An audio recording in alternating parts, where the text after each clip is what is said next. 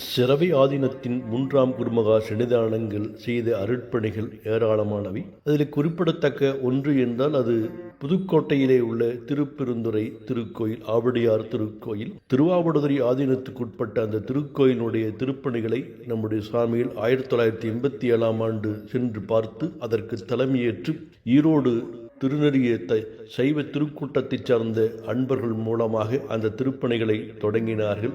அதற்காக கோவையிலே இருந்து 50க்கும் மேற்பட்ட முறை நம்முடைய சன்னிதானங்கள் அங்கு சென்று அந்த திருப்பணிகளை எல்லாம் மேற்பார்வையிட்டு தலைமையேற்று சிறப்பாக நடத்தியதோடு பழமையான அந்த திருக்கோயிலுடைய திருத்தேரையும் புதுப்பித்தது குறிப்பிடத்தக்கது.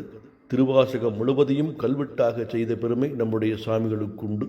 அப்படிப்பட்ட திருத்தலத்தில் மணிவாசகப் பெருமான் கட்டிய அந்த திருக்கோயிலுடைய திருப்பணிகளை நம்முடைய 3ஆம் குருமகா சன்னிதானங்கள் சிறப்பாக செய்தார்கள் என்பது பொன்னெழுத்தால் பொறிக்கப்பட வேண்டியது.